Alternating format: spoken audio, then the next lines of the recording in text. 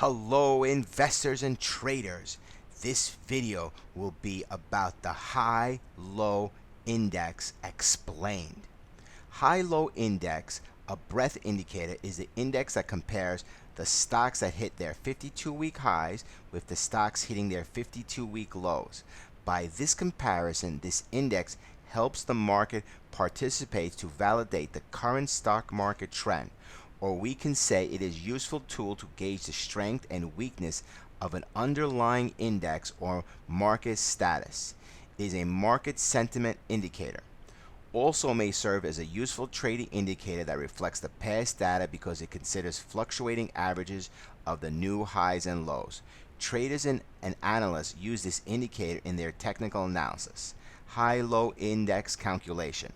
The index is simple moving average based on a record highs and record lows. In other words, it is usually a 10-day simple moving average of the record high percentage, but one could use a longer period as well. So the length of time period varies from person to person on purpose. The underlying index that we use for calculation is usually the index that is a good representation of the whole market, such as the S&P 500 and more. So the index effectively calculates the moving average of new 52-week highs as well as 52-week lows of the stocks that constitute that index. It calculates the average using record high percentage method. So we need to first calculate the record high percent, and that represents the percentage of new highs to new highs and lows. Record high percent equals new highs times 100 divided by new highs plus new lows. The next step is to calculate a 10-day simple moving average for index calculation. To get the 10-day simple moving average of a record high percent, we need to add the record high percentages of the last 10 days and then divide the resilient number by 10. A point to note is that since this index is a moving average, with every passing day, the data of the farthest day is replaced by the most recent day. Also, to take out the impact of extreme volatility in the index, the calculation averages the record high percentages. This helps to bring out a better picture of the index movement. How to interpret? The breadth indicator tells us if the underlying index is in a bullish state or a bearish state.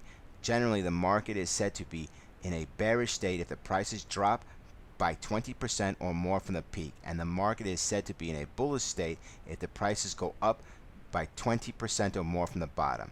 Suppose the breadth indicator is more than 50. This would mean there are more stocks with 52-week highs than 52-week record lows. And if the index score is less than 50, then there are more stocks with record 52-week lows.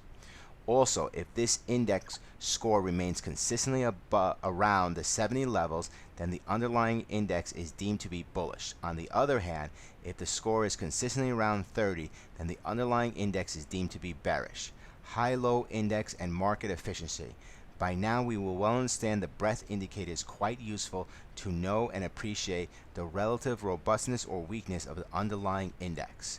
But whether or not one can use it to generate buy or sell signals is debatable. There's an old proverb and standard disclaimer used in the investment world. It is that the past performance is not a guarantee of future returns. So all analysts and indicators one needs to take with a pinch of salt. Still, this breadth indicator is quite useful in technical analysis, as basically technical analysis is the concept where, based on past historical data, one attempts to predict and suggest the likely trend and outcome in the future. Yes, the index can help in predicting future performance, but this will only hold if we assume that the market is not weak form for efficient and could lead to adverse incomes. When we talk of market efficiency, then there are three common forms, and those are strong, semi-strong, weak form efficiency. So the investor needs to believe that the market is not in a weak form efficient state to act on the buy-sell signals generated from the breadth indicator. However, such an assumption may not hold good in the real world. Trading with high-low index. Many traders use the index to generate buy and sell signals despite the unlikely assumption. However, such traders do not rely on a 10-day averages and generally add a 20-day moving average of the index. The buy signal is when the index rises above its moving average, and the sell signal is when the score is below the moving average. However, traders must not solely rely on this index. Instead, use other technical indicators as well to back their decision. For example, along with the buy signal from an index, a trader may use the RSI, Relative Strength Index, to confirm the upward movement or downward movement.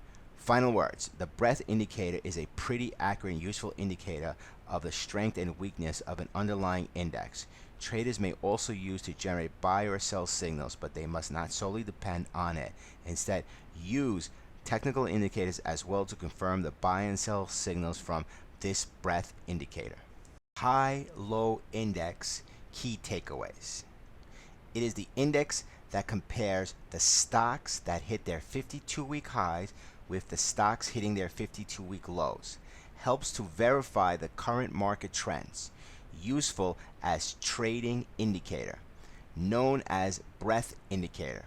Calculation. First calculate record high percentage. Record high percentage equal new highs times 100 divided by new highs plus new lows. Then calculate the simple moving average of the past 10 days. For 10-day simple moving average of record high percent, add a record high percentage of the last 10 days, then divide by 10. Interpretation: bearish if the prices drop by 20%, bullish if the prices go up by 20%. Index more than 50, more stocks with 52-week highs. Index less than 50, more stocks with record 52-week lows. Market efficiency helps in predicting future performance. Only if assumed the market is not weak from efficient from the three forms of market efficiency. Trading with high-low index. Traders use the index score to generate buy and sell signals. Add 20-day moving averages of the index.